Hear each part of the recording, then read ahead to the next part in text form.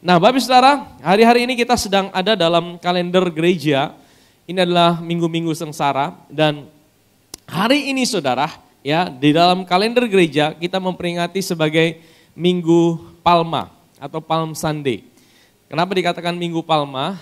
Ya, karena pada hari Minggu ini Saudara, di 2000 tahun yang lalu, tepatnya di tahun 32 Masehi, Yesus itu memasuki kota Yerusalem dan ada diiringi dengan sorak-sorai, ya. Nah, Saudara, nanti kita akan bahas itu Saudara, tapi Saudara tahu bahwa di dalam kalender gereja ini dikatakan minggu yang paling kudus Saudara. Karena ini adalah minggu terakhir sebelum Yesus naik ke atas kayu salib Saudara.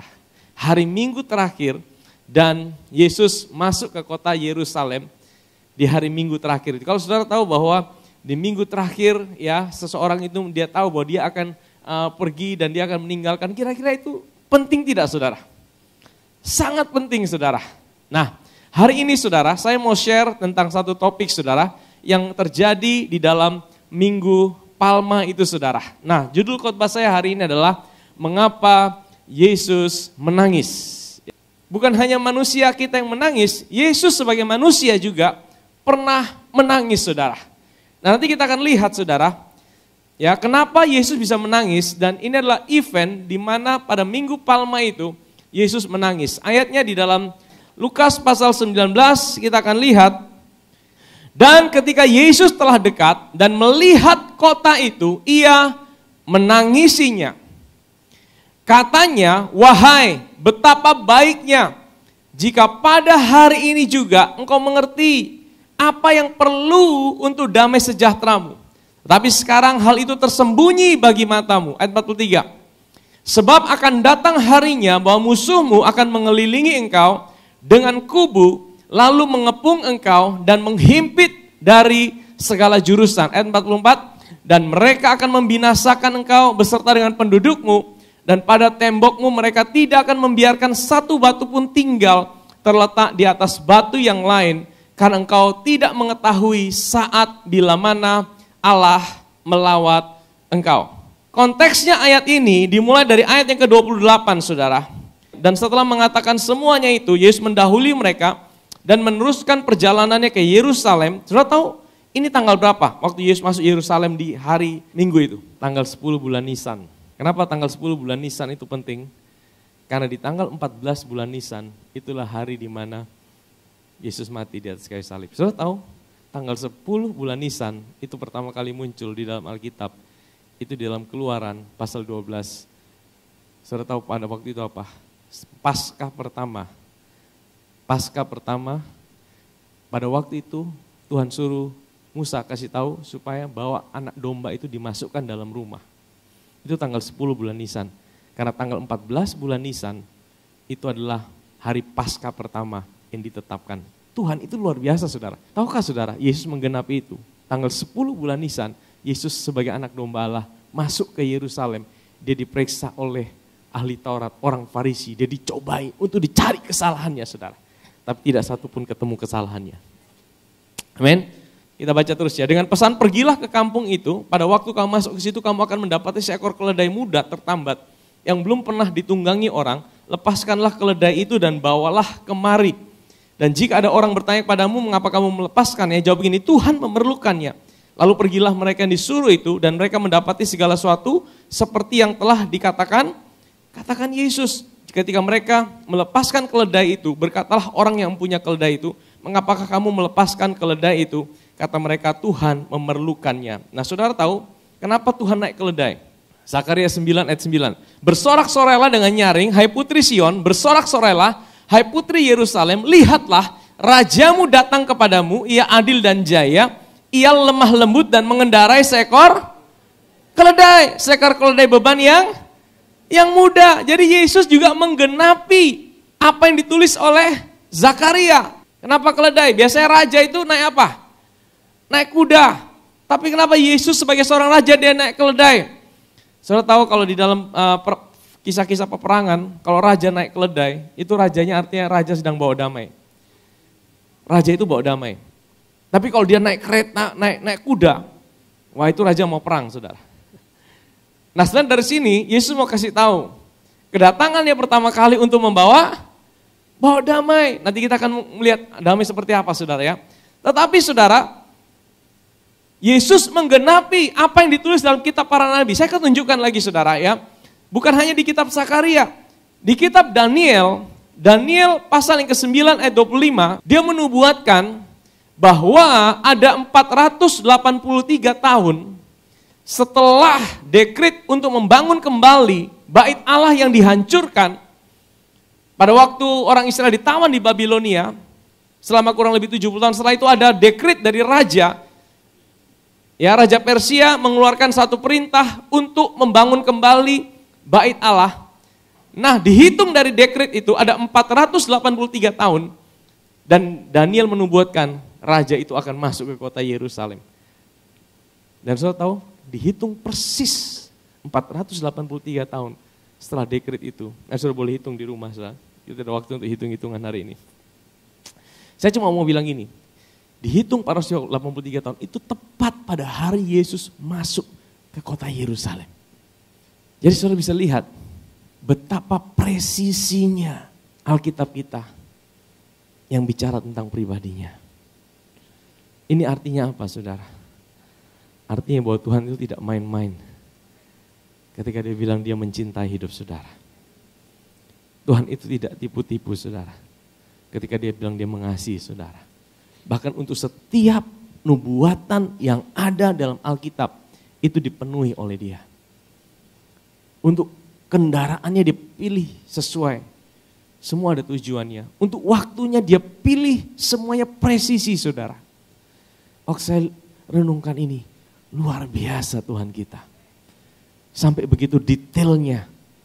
Tidak ada hal yang terlalu kecil dalam hidup saudara yang Tuhan tidak bisa lakukan perkara-perkara yang dahsyat. Amin. Jangan pikir Tuhan hanya bisa tolong saudara kalau itu perkara-perkara yang besar. Bahkan perkara-perkara yang kecil sekalipun Tuhan juga peduli dalam hidup saudara.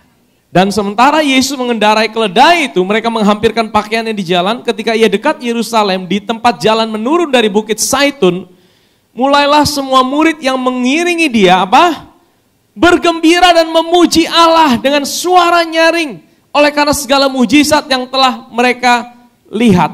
Jadi ini saudara, ini orang banyak saudara pada waktu itu. Saudara tahu Yerusalem itu diperkirakan pada waktu itu penduduknya hanya kurang lebih 100.000 lebih. Tapi pada waktu Paskah itu bisa 1 juta lebih saudara yang datang ke Yerusalem. 10 kali lipat orang-orang datang.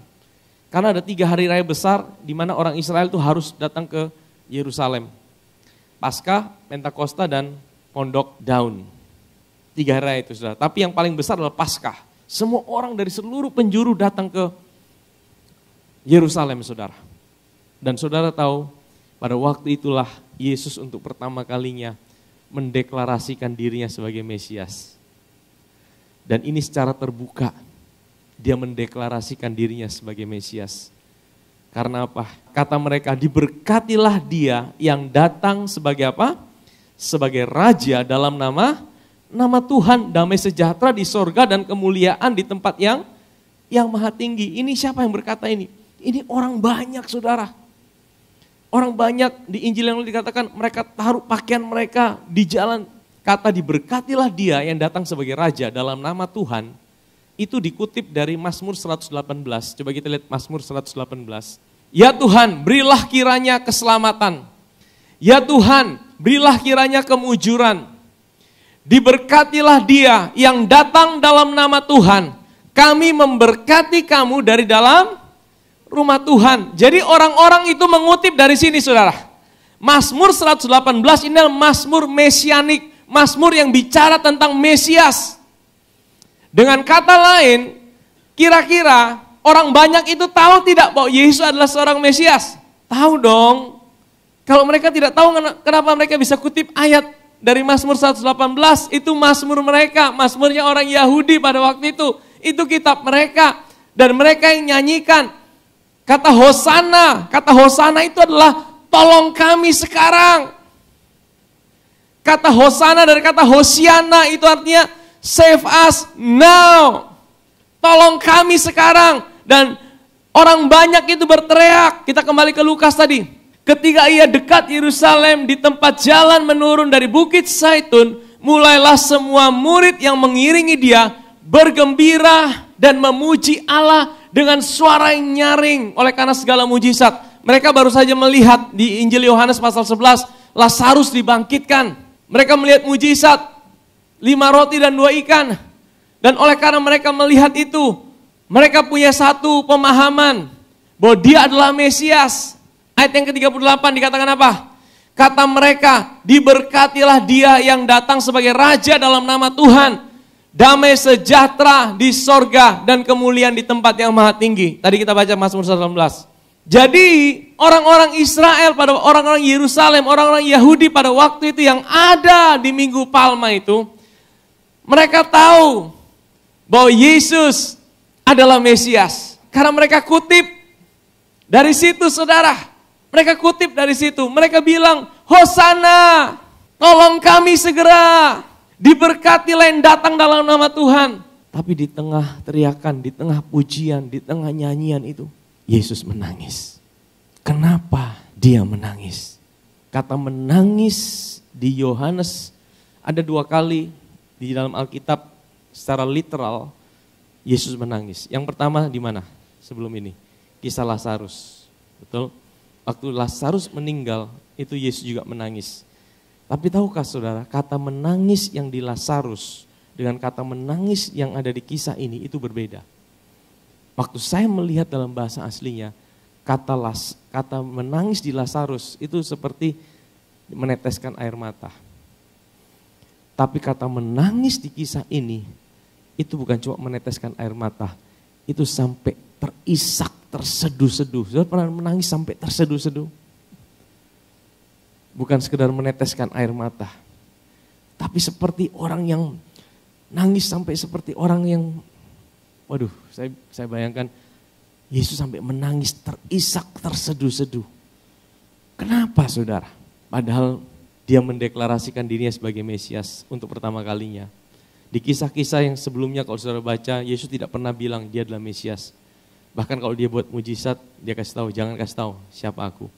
Dia kasih tahu sama Petrus, teman-temannya, jangan kasih tahu aku Mesias. Dia selalu bilang, jangan bilang, belum waktunya. Tapi ini peristiwa di mana Yesus sendiri yang mendeklarasikan dia adalah Mesias. Dan orang-orang itu setuju Yesus adalah Mesias. Tapi kenapa dia menangis? Saudara tahu, Mesias yang orang Yahudi lihat dalam diri Yesus berbeda dengan Mesias yang Yesus sedang jalankan misinya ketika dia jadi manusia. Mesias yang ada dalam pandangan orang Yahudi yang bersorak-sorai itu entah jumlahnya ratusan atau ribuan, kita tidak tahu persis. Mesias yang di dalam anggapan mereka itu berbeda dengan Mesias yang Yesus menjalankan misinya ketika dia hadir di muka bumi ini. Sehingga itulah yang bisa membuat orang yang sama yang berteriak, Hosana, Hosana, Hosana. 4 hari kemudian di hari Kamis mereka berteriak, salibkan dia, salibkan dia, salibkan dia. So lihat betapa tragisnya orang yang sama yang berteriak, Mesias, Hosiana, selamatkan kami, diberkatilah engkau yang datang dalam nama Tuhan. Tapi 4 hari kemudian mereka berteriak, salibkan dia, salibkan dia. Saudara, kenapa bisa berubah begitu cepat? Hari-hari ini kita melihat ada begitu banyak kejadian mungkin, wah tadinya dia orang Kristen, tiba-tiba jadi mu'alaf, tiba-tiba jadi berbeda. Kenapa bisa seperti itu ya? Kenapa bisa seperti itu? Kenapa hari ini ada orang yang begitu? Tapi kita akan melihat kenapa. Karena mereka kecewa. Orang-orang ini kecewa, saudara. Kenapa mereka kecewa? Karena Yesus sebagai Mesias yang mereka harapkan berbeda dengan apa yang Yesus lakukan pada waktu dia datang. Apa yang mereka harapkan sebagai Yesus sebagai Mesias? Mereka harapkan Yesus itu akan membebaskan mereka dari penjajahan bangsa Romawi. Mereka mengharapkan Yesus itu datang dan seperti Musa membebaskan mereka dari penjajahan Mesir. Mereka mengharapkan Mesias itu datang dan memberikan kedamaian secara fisik, secara politik. Makanya hari ini, sampai hari ini, orang Israel masih berdoa, minta Mesias datang. Karena apa? Di dalam pikiran mereka, kalau Mesias itu datang, tidak akan ada lagi perang. Sampai hari ini, Israel masih perang, saudara. Sampai hari ini, dan saya percaya sedikit lagi, Mesias palsu itu akan muncul. Di mana kedamaian palsu akan muncul. Bait Allah boleh dibangun. Dan waktunya sudah sangat singkat. Tetapi di dalam pikiran mereka, kalau sudah tanya sama Rabi Yahudi, orang Israel, kenapa mereka tidak percaya Yesus? Karena bagi mereka, Yesus cuma seperti mereka, orang biasa yang tidak bisa mendatangkan kedamaian. Bagi mereka, Mesias itu harus mendatangkan kedamaian. Mesias itu harus mendatangkan kedamaian secara yang bisa dilihat di fisik. Tidak ada perang lagi. Tetapi saudara tahu, sehingga mereka kecewa. Makanya bahaya loh kalau orang kecewa. Kecewa kalau tidak dibereskan, tadinya kawan bisa jadi lawan, saudara. Kalau orang kecewa, tidak diselesaikan. Wah, pokoknya kalau orang udah sakit hati itu berbahaya, saudara. Makanya mesti diselesaikan. Harus datang sama Tuhan. Amin, saudara. Lukas pasal 19 tadi, kata Yesus, wahai betapa baiknya jika pada hari ini juga engkau mengerti apa yang perlu untuk apa? Damai sejahteramu. Jadi dengan kata Yesus bilang, kamu nih sampai sekarang tidak mengerti, matamu itu tertutup. Betapa baiknya kalau engkau mengerti apa yang perlu untuk damai sejahteramu. Dan damai sejahtera itu bukan sesuatu yang ada di luar. Damai sejahtera itu sesuatu yang ada di dalam. Yesus berkata, aku akan pergi tapi aku akan meninggalkan damai sejahteraku bagi kamu. Damai sejahteraku yang aku berikan tidak sama dengan yang dunia berikan. Damai sejahtera yang dari dunia itu berbicara tentang apa? Apa yang dari luar ke dalam. Apa yang bisa kita lihat di luar? Kalau engkau lagi sumpek-sumpek, pergi healing, pergi jalan-jalan, dapatkan damai sejahtera, dapatkan bonus, dapatkan apa. Tapi damai sejahtera yang Yesus berikan, itu dari dalam keluar, yang membuat engkau bisa tetap tenang sekalipun di tengah-tengah badai yang besar. Damai sejahtera, bahasa Yunani adalah airin, itu adalah damai yang Yesus miliki ketika dia di tengah badai. Di tengah ombak, tapi dia bisa tertidur. Itu yang Tuhan mau berikan buat kita. Tapi caranya bagaimana? Caranya tidak bisa dengan cara lain. Kecuali kalau Yesus naik di atas kayu salib. Dan di atas kayu salib itulah dia harus mati untuk dosa-dosa kita. Dia mati untuk mendamaikan kita dengan Allah. Amin, saudara. Kematiannya untuk mendamaikan kita dengan Allah. Sehingga kalau kita didamaikan dengan Allah, Roma pasal 5 ayat yang pertama berkata, mereka yang dibenarkan karena iman, mereka akan punya damai sejahtera dengan Allah. Amin. Damai sejahtera yang sejati adalah ketika kita tahu bahwa hari ini kita sudah didamaikan dengan Allah oleh karena karya Yesus Kristus di atas kayu salib 2000 tahun yang lalu. Amin, saudara. Makanya pertama kali perkataan yang Yesus katakan setelah dia bangkit, saudara, apa? Damai sejahtera. Pertama kali, kata pertama. Karena apa? Damai sejahtera yang sejati tidak pernah bisa kita dapatkan kalau kita tidak menyadari karya Kristus buat hidup kita di atas kayu salib yang telah mendamaikan kita dengan Allah. Amin, saudara. Jadi mereka salah paham dan Yesus berkata, aduh kamu nih tidak mengerti hatiku. Aku datang ini bukan buat kasih kamu damai sejahtera secara politik. Tapi aku mau kasih kamu jauh lebih besar daripada apa yang kamu bisa dilihat di luar. Aku mau mendamaikan engkau dengan Allah. Aku mau mendamaikan dirimu dengan Allah. Aku membuat engkau tahu bahwa Tuhan itu tidak marah dengan hidupmu. Aku mau naik di atas kayu salib untuk memberikan kau kepastian Bahwa Tuhan itu mau jadi satu dengan hidupmu. Itu sebenarnya yang Yesus mau katakan buat orang Yahudi. Seandainya mereka mengerti ini, itu jauh lebih besar daripada sekedar kedamaian yang ada di luar. Yesus mau berkata, kalau kamu mengerti ini, kamu tahu bahwa aku akan naik. Sebenarnya Yesus mau bilang gini, Yesus kan udah cerita, aku akan diserahkan, aku akan, tapi Yesus sampai sedih. Itu yang buat Yesus sedih. Ketika kita tidak tahu hati Tuhan buat hidup kita. Yang buat Yesus sedih ketika mereka, bahkan murid-muridnya juga sempat tidak paham hati Tuhan buat mereka. Mereka pikir Yesus mau datang untuk bereskan Israel. Ya nanti kedatangan yang kedua, dia akan bereskan Israel. Tapi kedatangan yang pertama, yang paling penting itu hatinya Tuhan adalah dia mau mendamaikan manusia dengan Allah. Karena apa? Karena misinya adalah manusia harus tahu bahwa dosa-dosa mereka sudah diampuni. Karena ketika mereka tahu dosa-dosa mereka sudah diampuni, disitulah ada damai sejahtera. Amin saudara? Minggu lalu kita bahas hal itu. Dan itu hanya bisa didapatkan oleh anugerah yang Yesus kerjakan di atas kayu salib 2000 tahun yang lalu. Pengampunan, pembenaran, kelayakan, itu tidak bisa kita kerjakan dengan kekuatan kita sendiri. Dan Yesus mau bilang, betapa besarnya yang akan kau dapatkan, tapi engkau tidak mengerti hal itu. Engkau salah paham terhadap aku.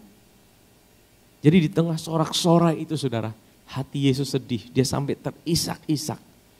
Karena dia tahu apa yang akan terjadi. Karena dia sedih yang pertama apa? Mereka tidak tahu hati Tuhan buat hidup mereka. Saudara tahu di ayat yang dibawanya saudara, kalau saudara baca di ayat 45, kita lompat sedikit. Itu juga di hari yang sama saudara. Dikatakan lalu Yesus masuk ke bait Allah dan mulailah ia mengusir semua pedagang di situ. Katanya kepada mereka, ada tertulis, rumahku adalah rumah doa. Tapi kamu menjadikannya apa? Sarang penyamun. Saudara tahu kira-kira Yesus lagi ngapain? Dia masuk itu. Dia jungkir balikan itu. Dia usir itu pedagang-pedagang. Ya memang pada waktu itu di bait Allah itu dijadikan tempat transaksional. Maksudnya apa?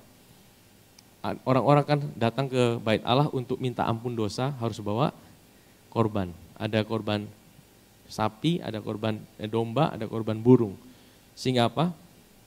Imamnya kerjasama dengan penjual-penjual di depan situ.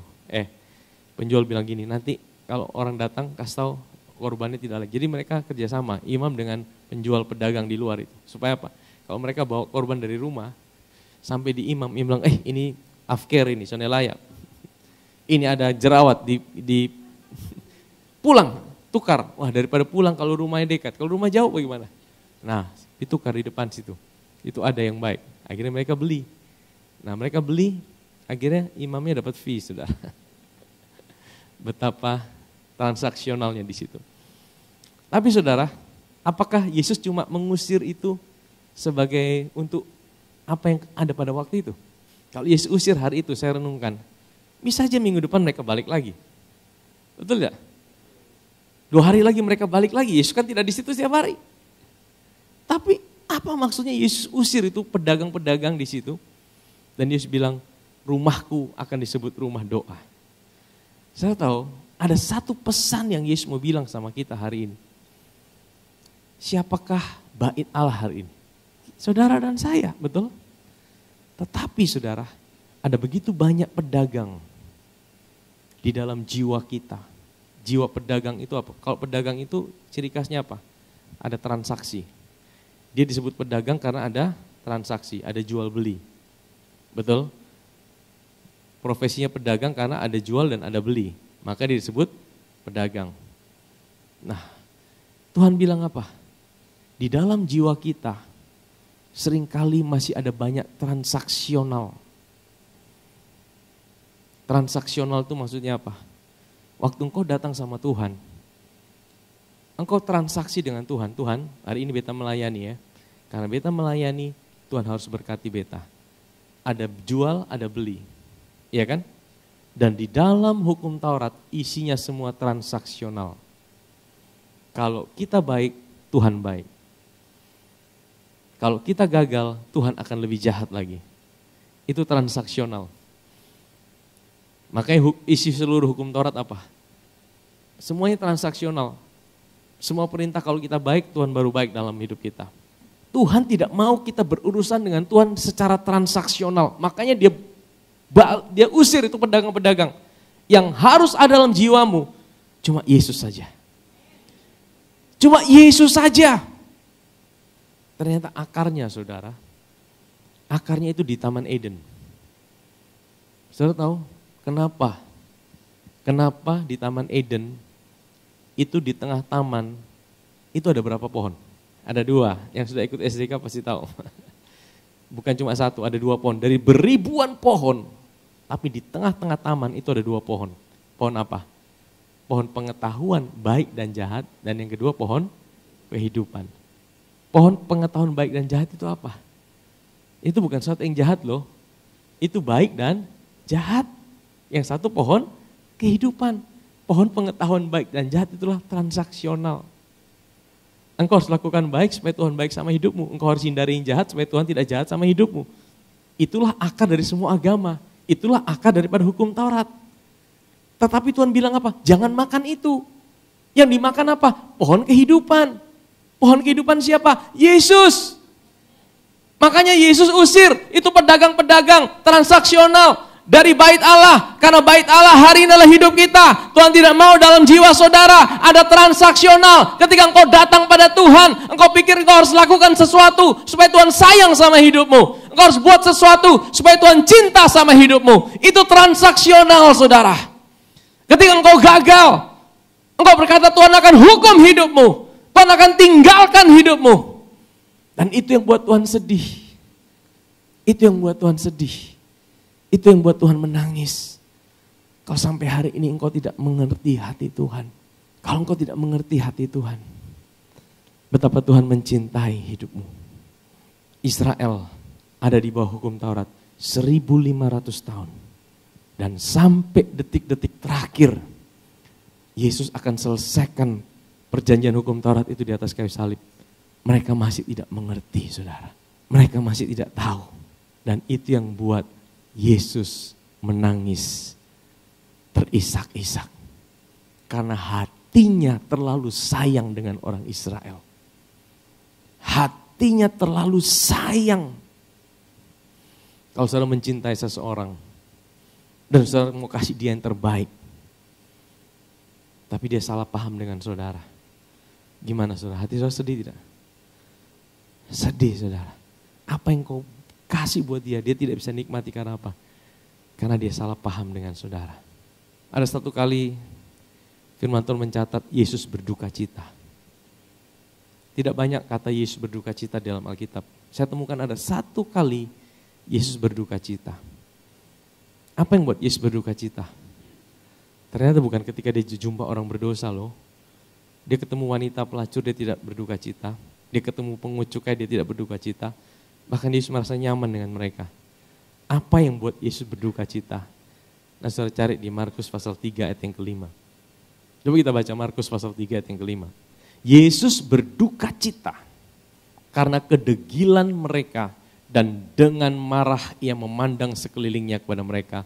Lalu ia berkata kepada orang itu, ulurkan tanganmu, dan ia mengulurkannya, maka sembuhlah. Ini kisah apa? Ini kisah seorang yang tangannya bengkok. Dia datang sama Tuhan, Tuhan lagi ngajar di bait Allah, di sinagog. Dan kemudian apa? Orang ini bilang, Yesus waktu lihat orang itu, Yesus mau sembuhkan dia. Tapi orang-orang Farisi berkata, ini hari Sabat, tidak boleh kerja, tidak boleh kerja. Dan saudara tahu Yesus di situ, Yesus berduka cita. Karena mereka lebih menuruti aturan hukum Taurat daripada hati Tuhan. Hati Tuhan itu, Sabat itu tentang anugerah Tuhan. Sabat itu tentang kasih karunia. Sabat itu tentang peristirahatan. Bagaimana waktu kita percaya kita beristirahat dalam Dia, di situ Tuhan bekerja. Tapi hati mereka, karena mereka dikuasai oleh hukum Taurat, tidak boleh bekerja pada waktu hari Sabat termasuk menyembuhkan orang. Mereka mau salahkan Yesus. Yesus sedih. Dan bukan cuma sedih, dia marah. Apa yang buat Yesus berduka cita? Ketika engkau tidak tahu hatinya. Hatinya apa? Dia mencintai hidupmu. Dan dia mau jadi satu dengan hidupmu. Dan dia tidak mau tinggalkan engkau. Amin saudara? Amin saudara? Itu hati Tuhan saudara. Itu hati Tuhan. Makanya ketika kita hari ini, kita masih pakai transaksional dengan Tuhan. Tanpa sadar, mungkin kita sedang buat Tuhan menangis. Kita sedang buat Tuhan itu bersedih. Waktu engkau mau datang sama Tuhan, mau minta kesembuhan, engkau bilang, Tuhan, saya sudah cukup layak tidak ya? Waduh, engkau mulai lihat dirimu, apakah engkau cukup baik atau tidak? Apakah engkau cukup layak untuk dicintai Tuhan atau tidak? Sehingga engkau merasa engkau harus buat sesuatu supaya Tuhan mencintai hidupmu. Tanpa sadar, kita sedang melakukan transaksional dengan Tuhan. Sebab akan datang harinya bahwa musuhmu akan mengelilingi engkau dengan kubu, lalu mengepung engkau dan menghimpit engkau dari segala jurusan. Yesus sedang bicara tentang Yerusalem yang akan dihancurkan. Jadi pada tahun itu sekitar tahun 32, Yesus ada di situ dan Yesus sudah bisa lihat tahun 70 itu Yerusalem akan dihancurkan. Kenapa Yerusalem dihancurkan? Karena ayat 44. Dan mereka akan membinasakan engkau beserta dengan pendudukmu. Dan pada tembokmu mereka tidak akan membiarkan satu batu pun tinggal terletak di atas batu yang lain. Karena apa? Karena engkau tidak mengetahui saat bila mana Allah melawat engkau. Karena engkau tidak tahu bahwa saat ini Tuhan sedang melawat hidupmu. Tuhan sedang datang sama hidupmu. Ketika engkau tidak sadar hal itu, maka hal-hal buruk itu datang saudara. Jadi saudara, sebenarnya Yesus mau kasih tahu, karena engkau tidak mengerti hati Tuhan pada waktu buat Yerusalem. Sehingga tahun 70, saudara kalau baca kisahnya, Yerusalem itu dihancurkan saudara. Sampai tidak ada satu batu pun yang berdiri di atas batu yang lain. Sampai hari ini kalau saudara ke sana ada reruntuhan yang sejak zaman Roma. Tentara Roma itu mereka bakar itu satu kota saudara. Untuk apa? Karena mereka tahu di Bait Allah itu banyak emasnya. Sehingga apa? Waktu mereka bakar itu emas meleleh saudara. Dan waktu emas itu meleleh mereka cungkil. Ambil emasnya, batunya ditinggalkan. Dan menurut seorang ahli sejarah, Josephus, yang meninggal pada waktu itu, totalnya kurang lebih sekitar 1 juta orang. 1 juta orang Yahudi dibunuh saudara. Dan sejak saat itu, nama Israel hilang dari peta dan mereka diserahkan ke seluruh dunia. Konsekuensi yang besar sekali yang harus dihadapi oleh orang Yahudi. Karena mereka tidak tahu saatnya kapan Tuhan melawat mereka. Amin saudara. Saudara kita mau tahu waktunya kapan Tuhan melawat hidup saudara. Hari ini Tuhan bukan cuma melawat hidup saudara, Tuhan tinggal dalam hidup saudara. Ketika engkau sadar bahwa Tuhan tinggal dalam hidupmu, Tuhan bukan cuma melawat, engkau akan mengalami segala kebaikannya. Engkau akan mengalami segala apa yang dia sudah kerjakan buat hidupmu. Tapi ketika engkau mulai lupa itu, engkau tidak tahu saat di mana Tuhan melawat hidupmu. Engkau mulai pikir Tuhan jauh dari hidupmu. Kenapa sih orang banyak berbuat yang aneh-aneh? Sebenarnya akarnya adalah ketika dia merasa Tuhan jauh dari hidupnya. Ketika seorang merasa Tuhan jauh dari hidupnya, maka hidupnya mulai aneh-aneh. Mulai ada yang buat aneh-aneh, mulai buat yang sembarangan. Ketika dia mulai merasa tidak ada yang peduli dengan hidupnya, saat itulah dia mulai buat yang aneh-aneh. Karena dia buat yang aneh-aneh, maka dia mengalami konsekuensi yang aneh-aneh juga saudara. Jadi setiap tindakan kita tetap ada konsekuensinya. Tapi akarnya adalah karena kita tidak menyadari bila mana Tuhan sedang melawat hidup saudara. Kapan Tuhan melawat hidup kita? Hari ini hal yang buat Tuhan sedih apa?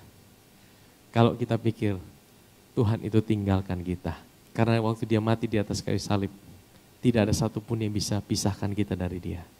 Selama engkau selalu menyadari bahwa Tuhan itu selalu ada buat hidupmu, itu hal yang paling menyukakan Dia. Tapi ketika engkau mulai merasa bahwa Tuhan itu tinggalkan hidupmu, itu hal yang buat dia menangis, hal yang buat dia sedih.